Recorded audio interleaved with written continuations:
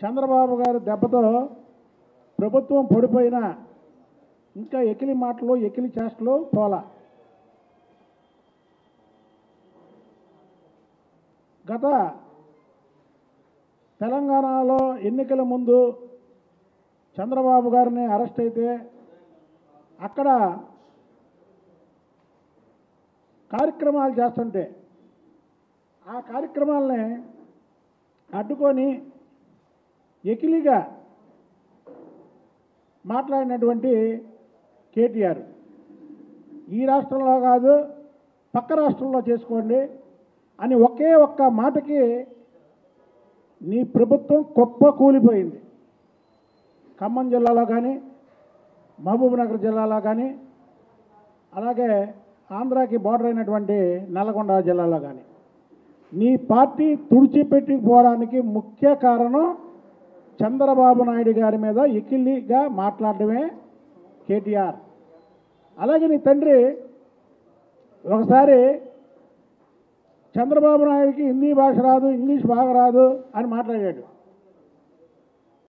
Chandrababu Naidu cutout చాలు, భారతదేశం కాదు ప్రపంచ దేశాల్లో చంద్రబాబు నాయుడు గారి కటౌట్ చాలు. ఇప్పుడు ఇవన్నీ ఎందుకు చెప్తున్నానంటే మొన్న పెట్టుబడుల గురించి మాట్లాడుతూ నువ్వు ఆఖరికి ఆంధ్రప్రదేశ్కు కూడా వచ్చినాయి కానీ ఇక్కడ రాలేదన్నావు. ఆఖరికి ఆంధ్రప్రదేశ్ ఏంటి? భారతదేశంలో తమిళనాడుకి చెన్నై ఉంది, తెలంగాణకి హైదరాబాద్ ఉంది, పశ్చిమ బెంగాల్కి కలకత్తా ఉంది, మహారాష్ట్రకి ముంబై ఉంది, కర్ణాటకకి బెంగళూరు ఉంది. కానీ ఆంధ్రప్రదేశ్కి చంద్రబాబు నాయుడు అనే బ్రాండ్ ఉంది. ప్రపంచ దేశాలు ఏదైతే ప్రపంచ దేశాలు ఉన్నాయో ఆ ప్రపంచ దేశాలన్నిటికీ కూడా తమిళనాడు, బెంగళూరు, కలకత్తా, ముంబాయి ఈ పేర్లు తెలీదు. హైదరాబాదు చంద్రబాబు నాయుడు గారి పేరు తెలుసు కాబట్టి ఆయన అరెస్ట్ చేస్తే ప్రపంచ దేశాల్లో దాదాపు 100 దేశాల పైనే అక్కడ నిరసన. అది చంద్రబాబు గారి స్టామినా. నీ నోటుదోల వల్ల ప్రభుత్వాన్ని పోగొట్టుకున్నావు. మళ్ళీ ఇప్పుడు ఆఖరికి ఆంధ్రప్రదేశ్ అని ఇక నీ జీవితంలో ప్రభుత్వం రాకుండా చేసుకునేలాగా ఉన్నావు. ఇప్పుడు మీ ఇంట్లో వాళ్ళు కోళ్ళలో మాట్లాడతారు, కేజీ నెయ్యి, అర కేజీ పంచదార. కవిత గారు ఆమె చాటింగ్ చేసినప్పుడు ఢిల్లీ నుంచి మందు బాటిల్ ఇక్కడ తెప్పించడానికి ఏంటంటే కోడి పెట్టుకున్నారు. కేజీ నెయ్యి అంటే ఎన్ని 100 కోట్లు వైన్ అనేది, అలాగే అర కేజీ పంచదార అంటే ఎన్ని కోట్ల రూపాయల మద్యం అనేది. అలా పెట్టుకొని మీరు ఈడీకి అడ్డగోలుగా దొరికిపోయినటువంటి వ్యక్తులు మీరు. ఇవాళ మా రాష్ట్రంలో మీ మీద పెట్టడం అంటే మీరు అనవసరంగా కెలుక్కుంటున్నారు. మీరు చంద్రబాబు నాయుడు గారి పేరెత్తి, రాష్ట్రం పేరెత్తి. ఏమైంది ఇప్పుడు? మీరు మీ రాష్ట్రంలో మీ రాజకీయాలు మీరు చేసుకోండి. చంద్రబాబు నాయుడు గారి పరిపాలిస్తున్నటువంటి ఆంధ్రప్రదేశ్ని నోటి ద్వారా ఏదన్నా వాగారనుకోండి, మీకు ప్రజలు తగిన శాస్తి చేస్తారు.